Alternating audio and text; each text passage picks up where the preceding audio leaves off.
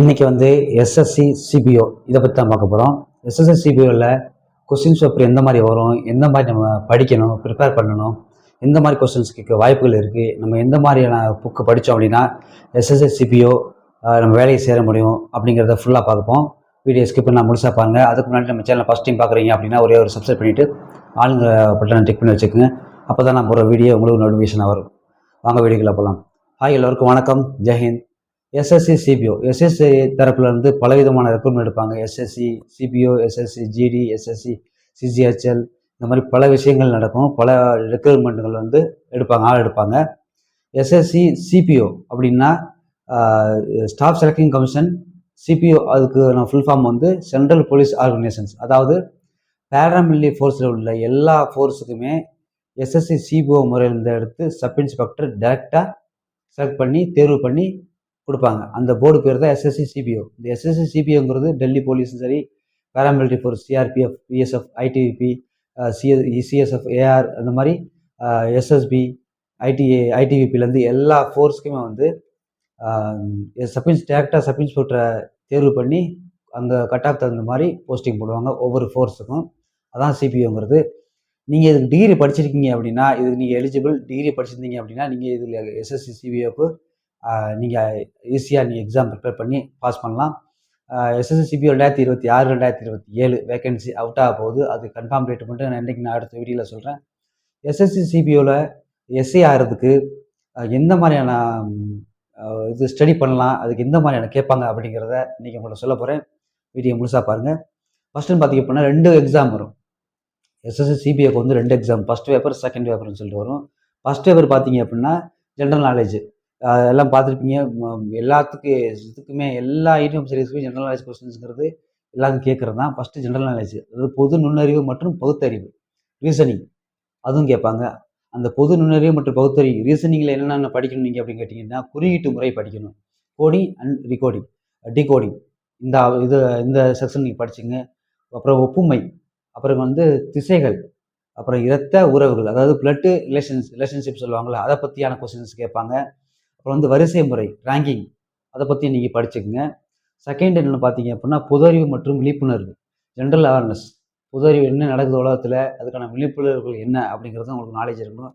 அதில் என்னென்ன ஸ்டெப்பை கேட்பாங்கன்னு கேட்டிங்க அப்படின்னா வரலாறு, ஹிஸ்ட்ரி கேட்பாங்க, புவியியல் கேட்பாங்க, இந்தியாவின் அரசியல், இந்தியன் பாலிடிக்ஸ் எப்படி இருக்குங்கிறத, கரண்டில் என்ன நிலைமை போயிட்டுருக்கு அப்படிங்கிறத பற்றி கேட்பாங்க.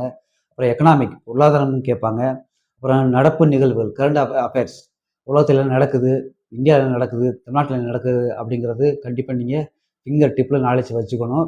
அப்போ தான் நீங்கள் பாஸ் பண்ண முடியும். ஏன்னா என்ன நடக்குது, கரண்ட் இப்போ இந்தியாவில் என்ன நடந்துகிட்ருக்கு, உலகத்தில் முக்கியமான நியூஸ் என்ன அப்படிங்கிற ஸ்டேட்டஸ் கண்டிப்பாக இருந்தால் மட்டும்தான் இந்தியன் சர்வீஸுக்கு ரொம்ப ரொம்ப முக்கியம். நீங்கள் எஸ்எஸ் சிபிஓவும் சரி, எஸ்எஸ் ஜிடியாக இருந்தாலும் சரி, இல்லை வந்து நீ தமிழ்நாடு போலீஸும் சரி, டெல்லி போலீஸ், ரயில்வே போலீஸ், எந்த டிபார்ட்மெண்ட் நீங்கள் போனாலும் சரி, கரண்ட் அஃபேர்ஸ், ஜென்ரல் நாலேஜு எல்லாமே பக்காவாக இருக்கணும். கரண்ட் அஃபேர்ஸ் ரொம்ப முக்கியம். கரண்ட் அஃபேர்ஸ் தான் இருக்கிறதுல ரொம்ப முக்கியம். அதனால் டெய்லி நியூஸ் பேப்பர் படிக்க கற்றுக்குங்க. மொபைலில் பார்க்காதீங்க. நியூஸ் பேப்பர் வாங்கி படிங்க. அது மொபைலில் பார்க்குறதுக்கும் நியூஸ் பேப்பர் வாங்கி படிக்கிறதுக்கும் ரொம்ப வித்தியாசம் இருக்குது. அதனால் நியூஸ் பேப்பர் வாங்கி படிங்க, அதான் பெஸ்ட்டு உங்களுக்கு. அடுத்து என்ன பார்த்தீங்க அப்படின்னா எண்ணியல் திறன். எண்ணியல் திறன்கிற இது ஆப்ஷனில் என்னென்ன கேட்டிருக்காங்க அப்படிங்கிறத பார்ப்போம். சதவீதங்கள் கேட்டிருக்காங்க, பர்சன்டேஜ். அப்புறம் வந்து விகிதம் மற்றும் ப்ரொபோர்ஷன், அதுவும் கேட்பாங்க. இப்போ லாபம் மற்றும் நட்டம், ப்ராஃபிட் அண்ட் லாஸு, அதை பற்றியும் கேட்பாங்க. அப்புறம் எளிய மற்றும் கூட்டு வட்டி, சிம்பிள் கம்பரிசன் இன்ட்ரெஸ்ட், அதாவது எளிய மற்றும் கூட்டு வட்டி, இது எப்படி நமக்கு கால்குலேட் பண்ணுறது அப்படிங்கிறதையும் கேட்பாங்க. இயற்கணிதம் மற்றும் வடிவியல், இதுவும் கேட்பாங்க. இதையும் படித்து வச்சுக்கோங்க.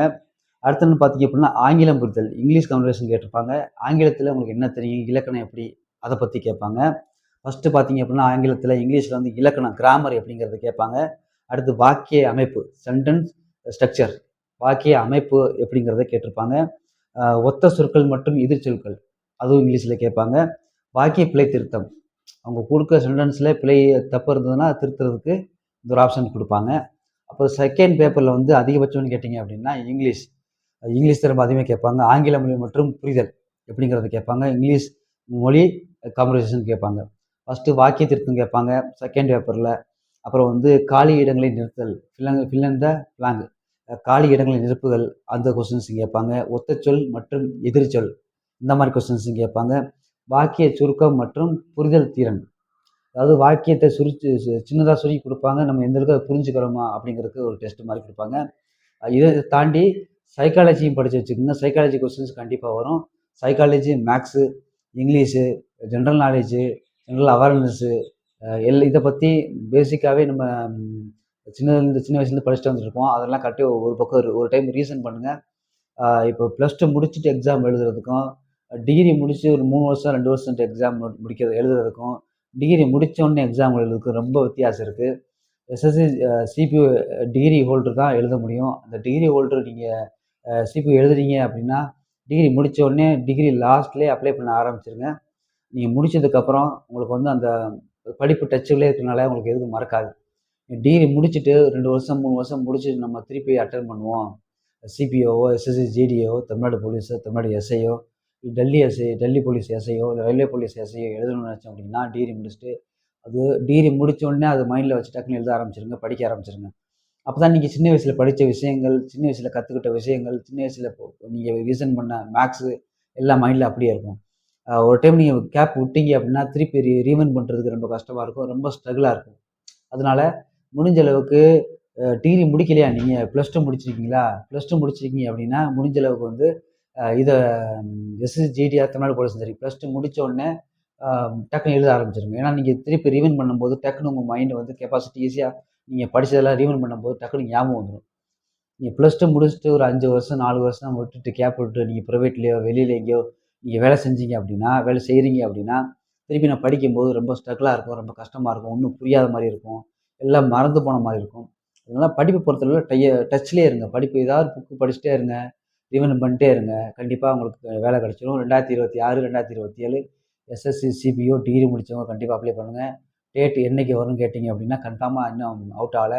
இந்த 2026 லாஸ்ட்டுக்குள்ளே சிபிஓ வர வாய்ப்பு இருக்குது. செப்டம்பர் டு டிசம்பருக்குள்ளே வந்துடும்.